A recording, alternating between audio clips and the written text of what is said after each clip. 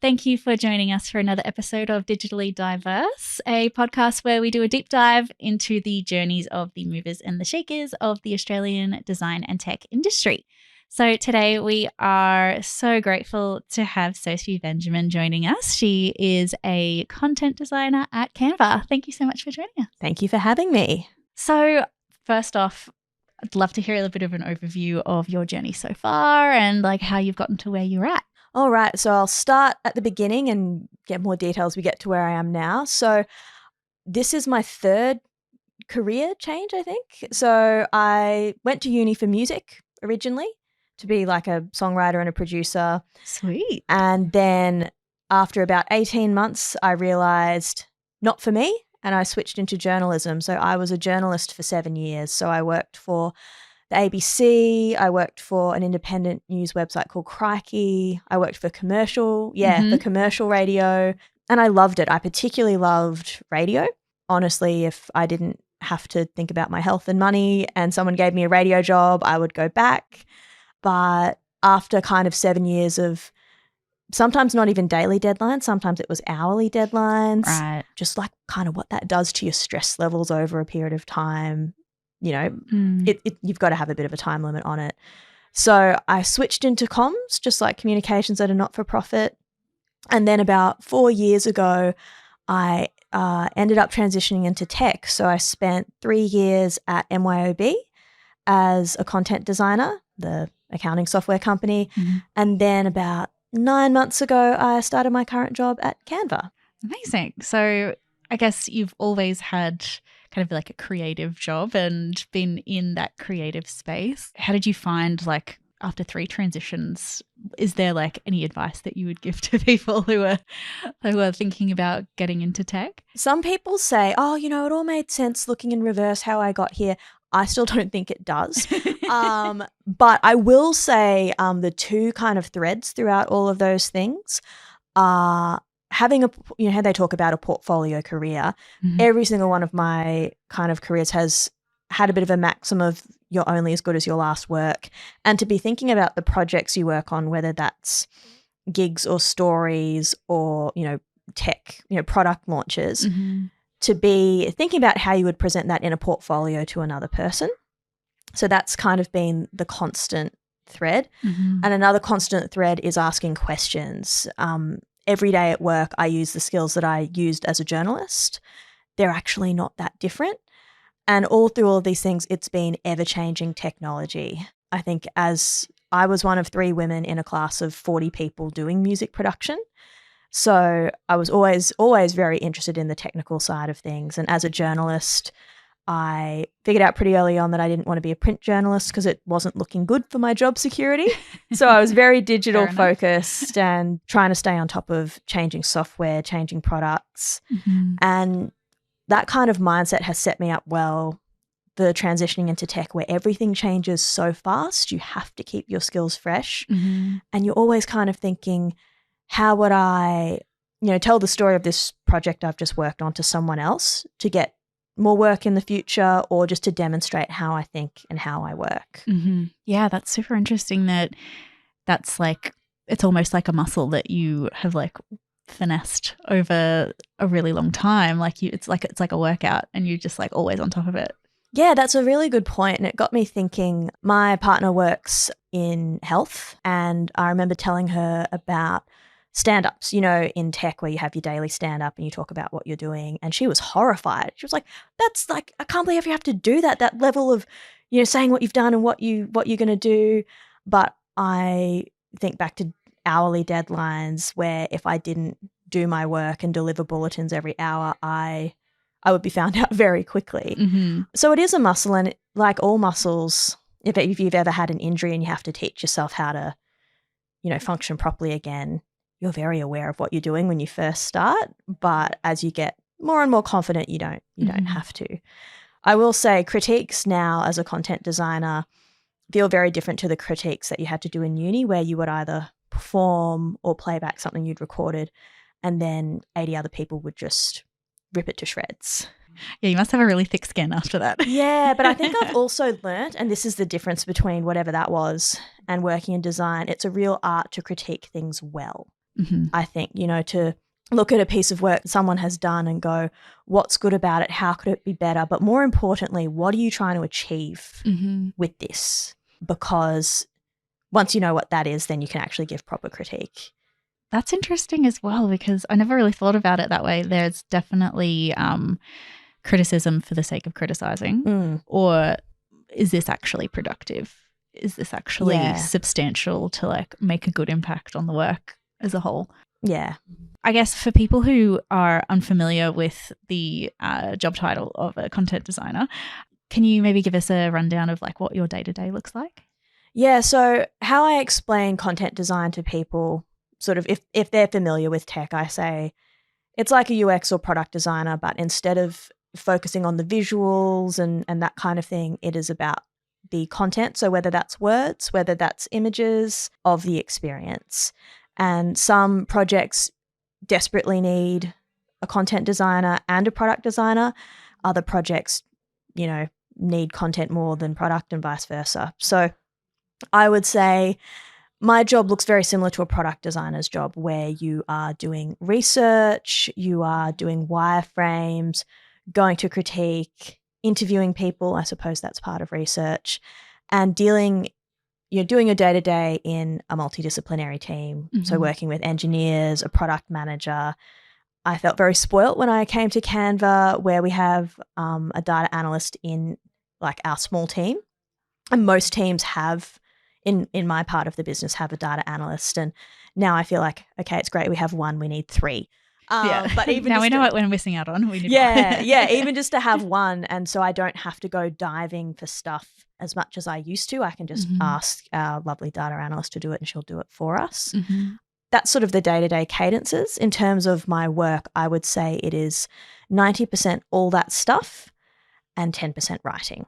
So if you, as I say to people, if you've ever been on a website and been really unclear as to what it is you're supposed to do, or what it is that, clicking that button is going to send you, a content designer probably would have been a real asset to that experience. So yeah, basically doing all of that stuff, and then writing, and then testing it, and then if it works, great. If it doesn't, go back.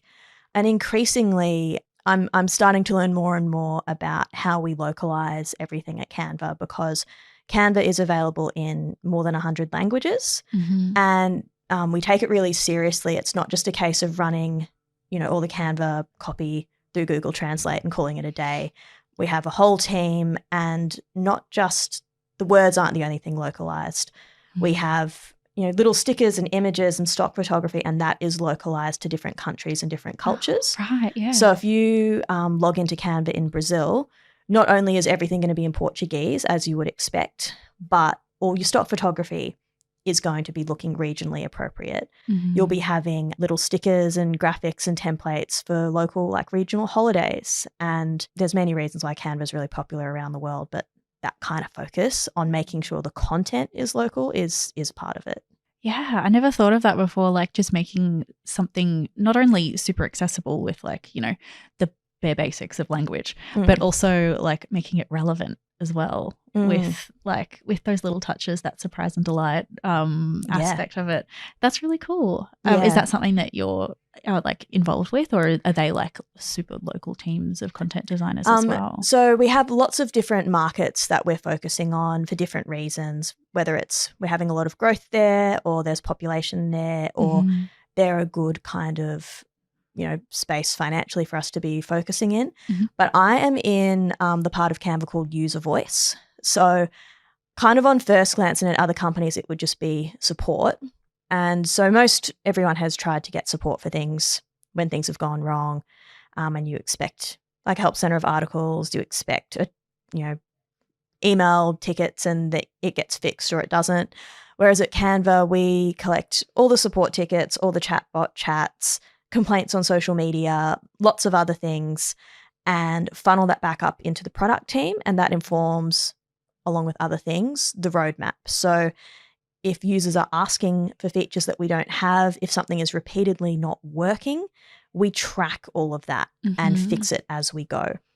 So cool. That is really interesting to me, because at previous jobs I've been at, most companies know what's going wrong. It's just lacking the will to fix it or the will to take it seriously. And Melanie Perkins, who's one of our co-founders, takes all that customer feedback really, really, really seriously, and it's a big, priority for her.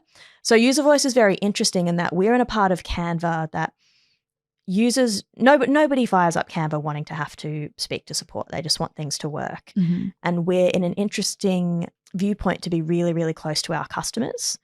And as a designer, I love it because you can find out exactly what's not working and fix it. So the project I've been working on since my time there is really helping users to solve their own issues in a way that isn't just go read this help article or log a ticket. Yeah, because people hate that and it doesn't actually solve the problem. We want to be able to go, oh, you've said you can't access this feature. That's because you're logged into the wrong account. Or you've said that this other problem has happened. We're pretty sure here's why. Click this button to fix it. And what that does is it means the user can get back to what they're doing quicker.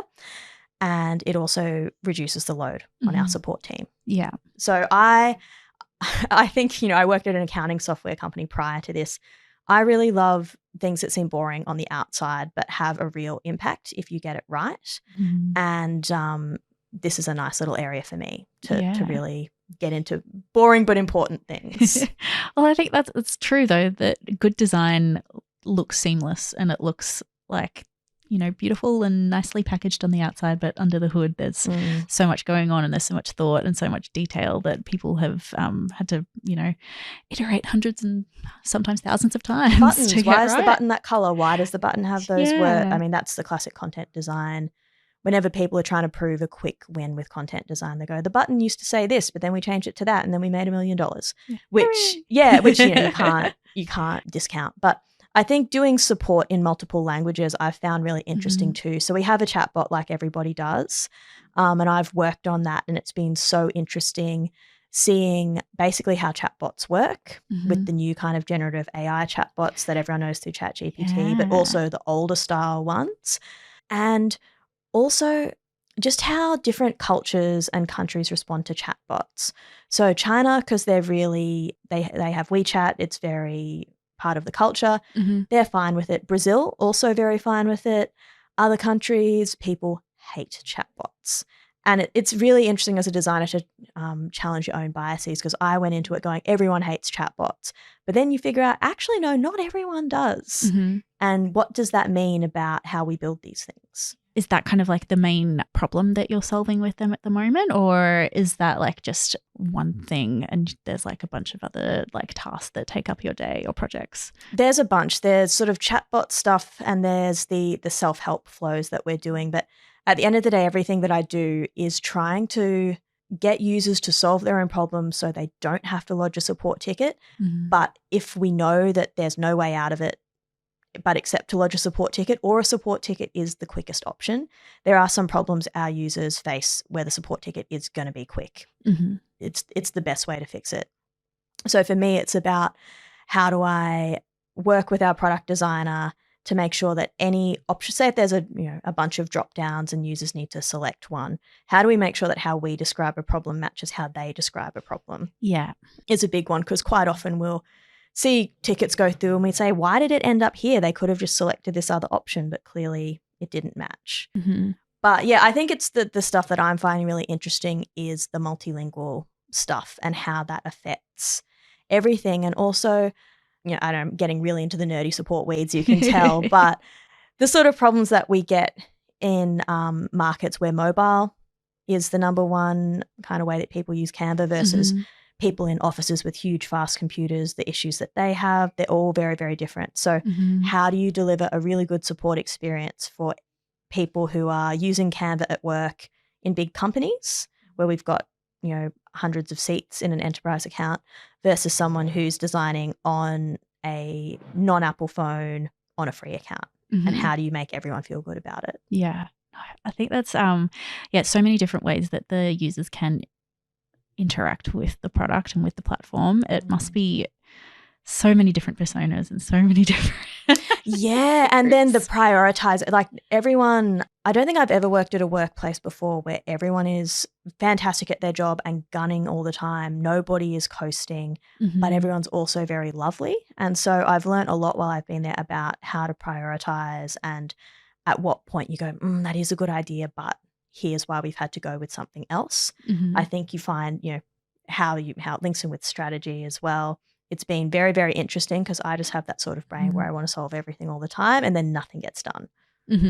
For me, anyone that I've spoken to that has been either working with Canva or has worked with them in the past, it seems like a very genuine culture. Like doesn't seem like there is many egos. Like how have you found it? Has the culture been like really good with you? It's really extraordinary, actually. I think that there's a lot of focus with Canva in that we have nice offices. We get lunch and breakfast cooked for us if you are in the office, and that they're very chill with remote work. And that's actually underselling it. They're not just chill with remote work. They make sure that Canva culture is actively inclusive to people who work remotely.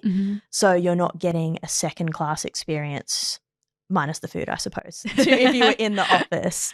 But I've found it so interesting that they really are really big on creating a culture where you don't have to step on someone else to get ahead yourself. They really push the whole thing, saying there's enough opportunity here for everyone.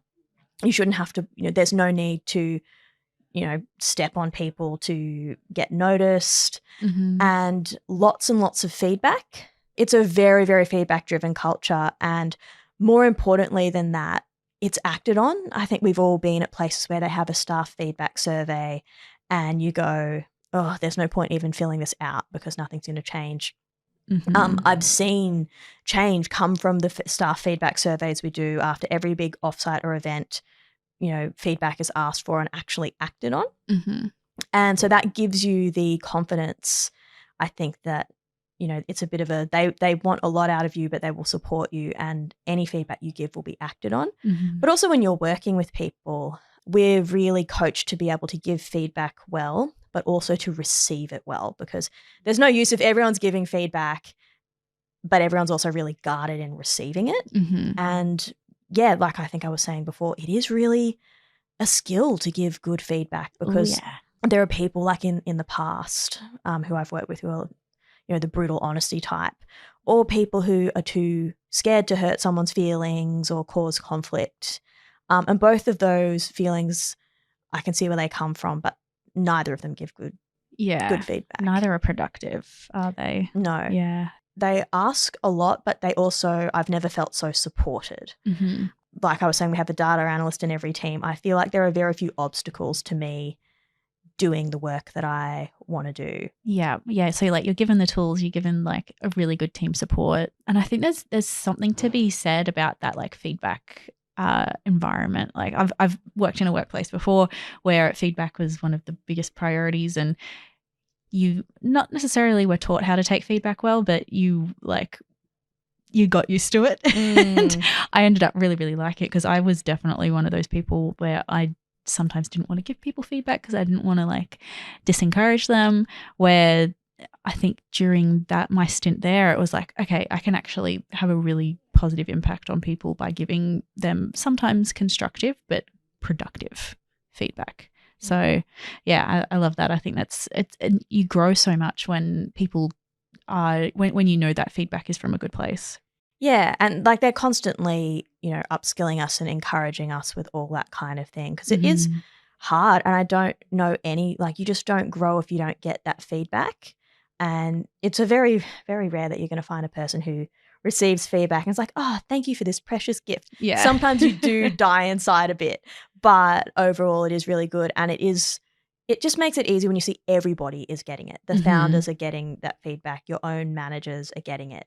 Yeah. It's really, if it's like built into the culture. Yeah. And I think that's what makes the culture so unique. And I think that, people feel that things will change. I think we've all been at workplaces where the number one thing that makes you want to leave is you're like, nothing's going to change at this place, so I've got to go. And I think Canva works really hard to attract talent, and they want that talent to stay around, and making sure that people feel that if there's something that isn't working, that it will change. That's a good way to hang on to people. Definitely. Yeah. I think, that retain, especially at the moment when, you know, people are just a little bit more cautious now with where they go, that support and that really solid foundation of like a really good culture that wants to retain their people is, it's really good to hear that some people are taking that seriously. Yeah, and I hope it will change generationally. I really think so. The founders of Canva are all millennials. Yeah. But I think, you know, the way that they approach work and all that kind of stuff is quite different to previous generations. My dad has been a boss for, you know, my whole life. And I think if you asked him to be doing this stuff at work, he would retire on the spot.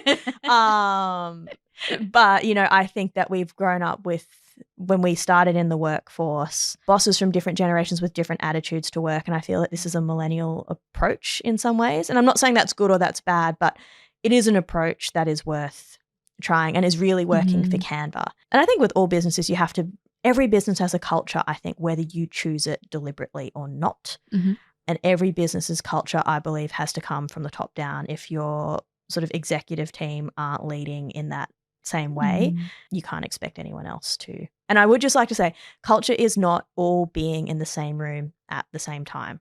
Hallelujah. Amen. Yeah. Totally agree with you on that one. Yeah, I think there's especially over the last, I don't know if you would have noticed it too, but over the last few months, some of those bigger companies have started to try and get people to come back, at least to like a hybrid situation, but it's not conducive to like retaining that good talent. That I think you've just got to be intentional about what you're doing and when. So I spent a week in Sydney in May for a big design offsite. So they brought all the product designers together. That looked awesome. Yeah, it was great. And then I spent another week recently with my department. So they brought a big chunk of our department is in the Philippines. There's people in China, brought everyone to Sydney. Nice. And people go, oh, there's no substitute for human face-to-face contact. And that's so true. There isn't. But does that have to be 5 days a week in an office together when you're doing focus work? I think a lot of how I approach teamwork just generally is formed by being a musician from when I was 7, where you go home, you practice your parts and everything at home or in a practice room on your own. You make sure that your skills are on point so that when you get together with a band or an orchestra, hopefully everybody else has done the same and you're all able to collaborate together. And I think that in sort of tech workplaces, it's not that dissimilar. Imagine if everyone was practicing their scales. You've got a drummer practicing like their rudiments. You've got someone on a tuba doing scales and stuffing it up. If you had all those people in the same room at the same time, that's not collaboration.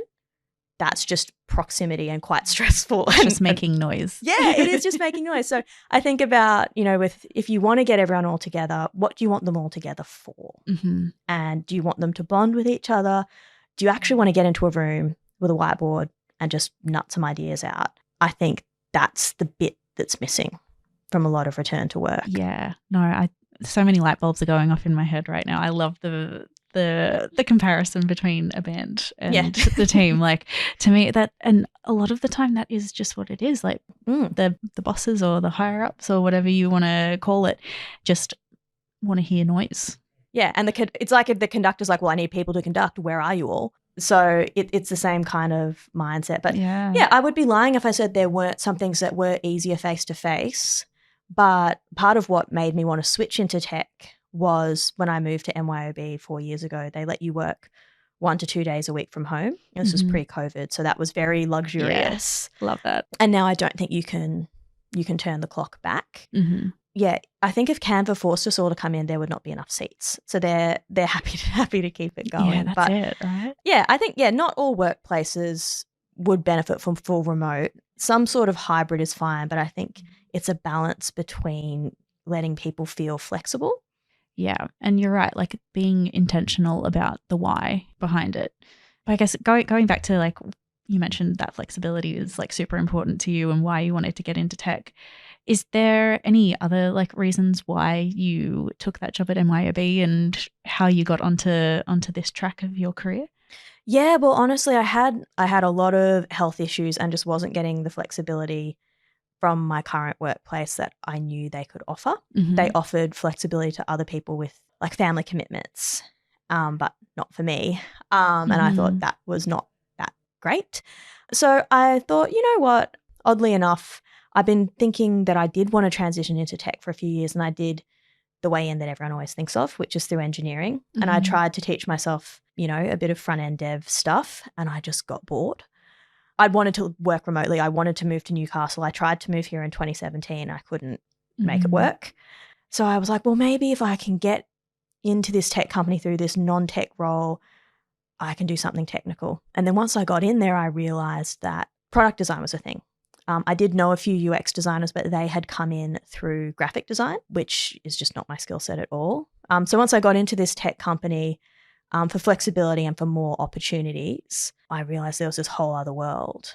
Yeah, it was really the flexibility that was the draw card, I think. Yeah, and it's so true that there's so many perks that people get working in the tech industry, but you don't have to have a tech brain to, like, yeah, sure, it helps and it's great if you're interested in the subject matter, of course, but yeah, like you can get the same flexibility working in a support role or working in marketing, or like there's so many other avenues to get into that flexible work. And the thing is too, tech is so big now that I look at my small team, which is part of a slightly larger team, which is part of, you ladders up to how big Canva is, and roughly half the headcount I think at Canva is engineering, and that is reflected in my small team.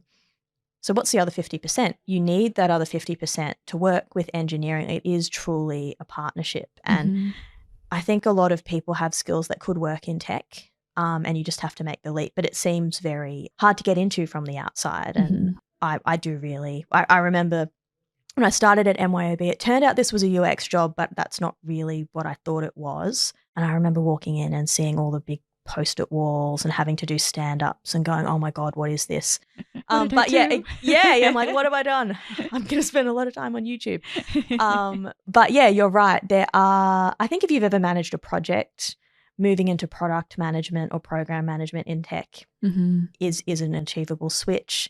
There's lots of stuff there and things are changing really, really fast. Yeah. And I think tech's one of those industries that really loves people coming in, contrary to what some people think from the outside, but like other skill sets and other backgrounds is super relevant and really needed in tech because it can be like a bubble, and fresh perspectives really, accelerate things, I think. Yeah. And to be frank, in terms of talent, we need people to come in from other places.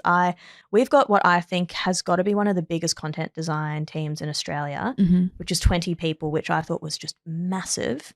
We still have like 120 product designers, so the ratio is not quite where it would be, but we're still hiring. We're trying hiring, and I wish that I could get into more people who are in marketing content and those kind of content roles and go, come across, we need you, your brain works. And nobody I work with, and I work with people who've worked at Meta and Spotify and lots of other big places, nobody started their career in content design. We all are like ad copywriting or journalism or just sort of general comms.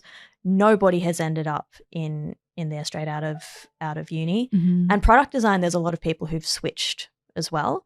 Yeah. So I would say to people, like, things can be transferable. You just have to upskill yourself a little bit, but also maybe look at your current job and think about like how you could stretch your current job to have some stuff that could get you into a tech role.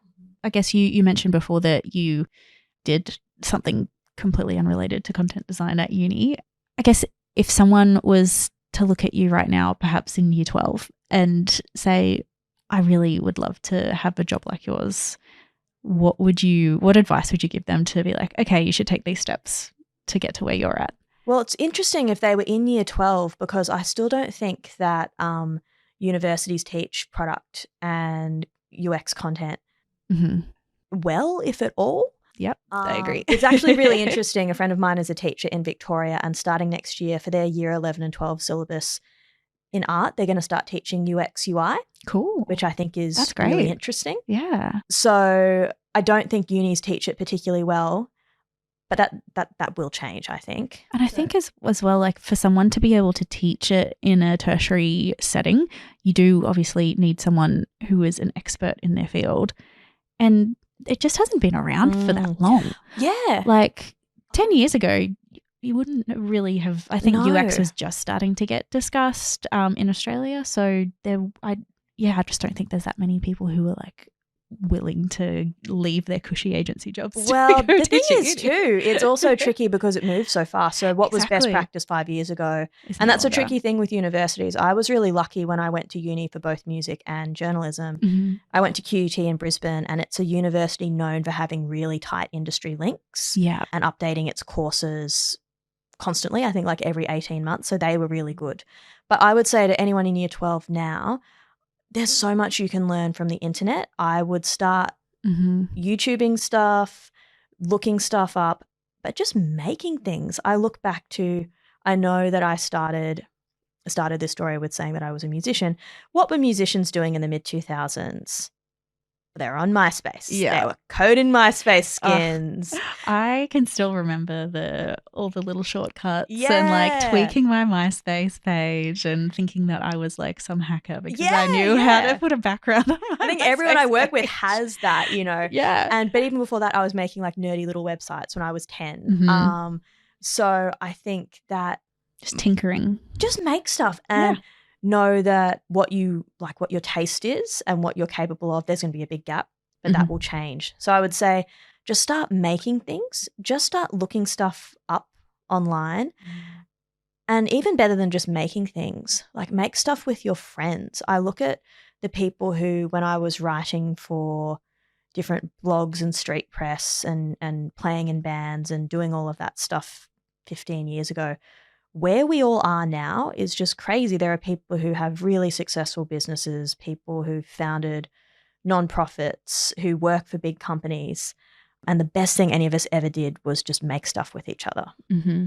Yeah, I think that's, like relying on your network as well is such a big thing. Like we're very lucky here in Newcastle that there's such a great network of groups and meetups and like just being able to like get feedback from them and like hear about what they're up to and like, oh, maybe I could help out with that, or like, oh, have you thought about this? Like I think there's a really big temptation to like just everything stayed holed up in your computer and not share it with anyone because you're like scared what anyone's going to think. Just put it out there. I couldn't It's agree. fine. I couldn't agree more. And I remember when I was younger, they'd be talking about networking. I always thought of it as you go to networking events and then have to make small talk with strangers, which is a nightmare for a lot of people. Torture. Yeah. But again, you know, they were like, oh, networking so you could meet people who could advance you in your career. No one ever said the people who you hang out with at the uni bar or the people, we were all on the same online like forums attached to different festivals or different publications. No one ever said that's going to be your network. And it has been. Those like online spaces are still spaces. Yeah. But you're right about getting out and sharing your work. I like still find stuff that I've done in the past on different hard drives and, you know, cringe myself into oblivion. But would I ever have got to where I am now without having shared all of that stuff? No. So yeah, it's scary and you just have to keep making stuff because you're never going to make perfection unless you just keep doing slightly shit stuff over and over, and it gets incrementally less shit as you go. Yeah. One of the best pieces of advice that I've ever got is embrace the cringe. Oh yeah. Because that if something makes you cringe that you did 2 years ago or something, then that means that you've grown and that means that you've learnt stuff, and that means that like if that's no longer like your final draft level work, then you know that you've improved. It's funny that you say that. I think one of my first jobs out of uni, it was a real like accelerator. I was having to do 4 or 5 news bulletins a day, like writing, researching, reading, broadcasting, and then it was dang. Yeah, it was pretty hectic. And that was a remote job. My boss was 1,000 kilometers north of me in a different city.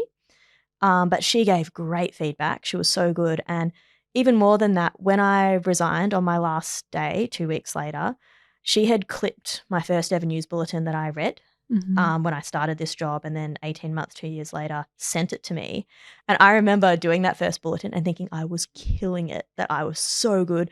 And then she sent me it and I was like, oh my God, I can't believe I even got this job. This is terrible. But after the 2 years of feedback and repetition, it was just so much better.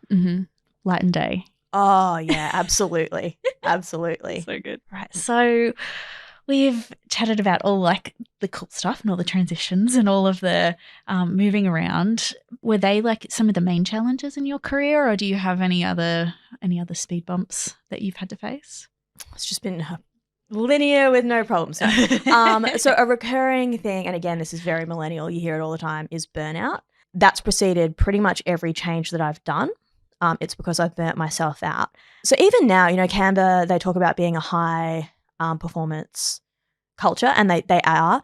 And it has been interesting for me, just with my own level of brainworms, to draw the line between what is high performance and what is burnout, because in the past for me, they were really linked to the point where a few years ago I went, well, I'm just never going to perform because I'll just burn out. So I'll just not do anything.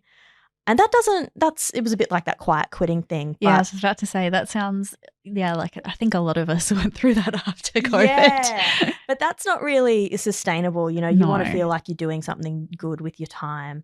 So that's been really hard. And actually, remote work has been a huge tonic to not burning out, because I've got so much time left in my day left to recover. I'm not having my social battery drained. I'm also very, very sound sensitive. So to not be in an open plan office all day is just amazing. And I think the other kind of speed bump would be wanting to live in a place where the jobs are not. So when I was a journalist, I really actually loved working in regional areas. I grew up in a country town. I don't want to go back that small, but sort of regional cities. But I moved to Melbourne because I couldn't get the jobs that I wanted living where I was. And then it sort of flipped again, where when I decided I wanted to leave Melbourne, I was like, well, that's all well and good, but like, where am I going to get a job if I leave? And then COVID happened and my move into tech happened, and I couldn't quite believe that it had all lined up. But I guess the thread of both those things, like both those struggles, is trying to integrate work and my life. And for years, I had no interest in doing either of those things. I was like, my life is work, and it shouldn't be. Your work, no matter how much you love it, cannot give you everything you need to be like a balanced, healthy person. And you might go through times in your life where everything's a bit more work focused and times where it's not, but you should never put all your eggs in one basket. And I think learning that a few times, took me a few goes to learn it, has been the biggest struggle. Because you started out in such a demanding industry, do you think that maybe your work ethic from that has just like carried on into your next few roles where it wasn't as demanding, but you felt like you had to give just as much? Yeah, I think that's probably a good way to look at it. And it also comes from my family, being very career focused and working very hard was like a big family value. So, but I think you get to a point where sometimes you have to work really hard or you literally won't be able to pay your housing bills or eat. But hopefully you get to a point where that's not the case and you realize, actually, if I spend 2 hours on emails on a Sunday afternoon, it's not going to make a difference. It doesn't actually really matter. It's not going to be the difference between your electricity bill being late or not. But I do also, that was one of the other reasons I left journalism. There was a lot of, we're saving the world, we're doing good work. And I always had a feeling of like, but I don't have the nervous constitution to have a job where that's true. You look at surgeons where if they don't pay attention, someone could die, or even like long haul truck drivers, if they don't pay attention, like no one's going to die from my jobs. But there was an attitude of it's just as stressful as if you did have a job like that. And I think there are people in the world who are cut out for those kind of jobs, and they're a really special breed. And most people's jobs don't need to have that level of urgency. Yes. Full of respect to people that can deal with it. But no, absolutely. Yeah. Well, I guess, is there anything that you do for self-care or like to kind of like keep that work-life balance in a good spot for you? Yeah. Again, this was years and years of me not doing anything about that and then realizing I had to.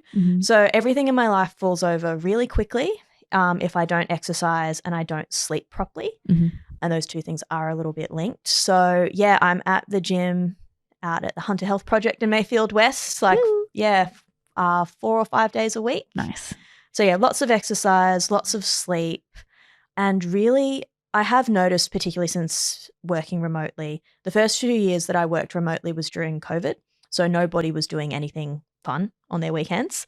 But I have noticed that the better a weekend I have, the better I work. So oddly enough, I've been being really intentional with being social. Mm-hmm. So but it's interesting when you look at little kids, what we need as adults is actually not that different. You need to sleep properly. You need to get your energy out. You need snacks. You need your snacks. And you need to have fun. Yeah. And also much to my own disgust, I've got into yoga, Yeah. And that has, as much as I, resentfully admit it, that has really helped. Yeah, isn't it annoying when they're like, oh, yoga's so good for you? And I'm like, is it? And then you actually get into it and you're like, they were right. Yeah, it's so annoying. Yeah. But really, if I could go back in time and tell my 25-year-old self anything, it would be, you need to stop eating garbage, you need to start exercising and just like sleep properly, and that's going to solve probably 20% of your problems. Mm-hmm. And then the rest of the things is just like little tweaks here and there. Yeah, I mean, I still had a lot of problems at 25, but that would have had a cascading effect on the other of them. I totally agree. And I think, is there any like content that you like to consume, like other podcasts or like thought leaders, mentors, that kind of thing? I do listen to a lot of podcasts. Not all of them are design related. There's one that I've just completely forgotten the name of it. I want to say Designing Better. And that one is really good. It's sort of interviews with product designers. They keep them really sort of like 30 minutes focused on a project. So, for example, one I listened to recently was the guy who was the lead product designer for Disney Plus. When Disney, so that's a lot of pressure on one person. Yep. I find that the level of professional development that I've got at Canva has been incredible. I feel like I've started a new job and gone back to uni at the same time. Which is, I love that. Yeah, which is amazing and sort of really unheard of. Mm-hmm. So I feel like I'm getting a lot of that kind of mentoring from work. And as a result, when I'm looking for inspiration or looking for other things to bring to work, I'm looking at completely other disciplines. Like I'm looking in interior design, I'm looking at other ways that people write. Mm-hmm. Particularly because I've noticed the way that I write has really changed depending on what I'm doing professionally. So, because I started off as a journalist writing for radio, it's very speechy. That's how you speak. Then when I moved to more digital stuff, it changed again. Same with comms. And now writing for interfaces and, buttons and UX flows, I feel like I've forgotten what adjectives are. So short and sweet. Yeah, it's all very, very, very to the point. So I feel like in order to keep my skills up and to be creative, I like to pull from lots and lots of things that are not tech and are not UX design. Yeah, I think that's the best way to go about it, because if you just you can, what's the term? You get into the wind tunnel of like you can't see out. If you just consume so much of that same content that you're doing day to day, then you got to like diversify it a little bit. Yeah, you're right. You just end up, it's a bit, everyone's talking and thinking about the same stuff. But again, that's not a new idea. Everything that Steve Jobs kind of did was because he took from other disciplines as well. But I think that's been my whole life, and what I do for work has been shaped by my creative outlets outside of work. And as much as I would hate to admit it, it probably works the other way as well. Yeah, it all kind of fits in together. It's all one big machine. Yes. Okay, well, I would like to finish up with my last question, which is one of my favorites. If you were to give your younger self any career advice, what would it be? My younger self wouldn't have listened. But I would say, oddly, and they definitely wouldn't have listened to this, it's you have to have something else other than your career, because it's actually going to make your work better if you do. That would be the advice I would give them. And I think the second advice would be just chill. Things will happen when they're meant to happen as long as you keep doing work. You putting in more work is not going to make it happen faster. Mm-hmm. Yeah. So be consistent rather than trying to flog yourself. Yeah, no. And the thing is too, like you always think that, once I get to this milestone, I can relax, or once I'll get to this milestone, I will have made it. And you don't ever feel that way. Mm-mm. So really just relax and understand that we're all, the way the superannuation age is going, we're all going to have to be working for a long time. So it's within your interests to make it sustainable. Yeah, that's actually a really interesting, make it sustainable and like enjoy the day-to-day process Well, you rather have than to, yeah. have like all of the value on that one milestone.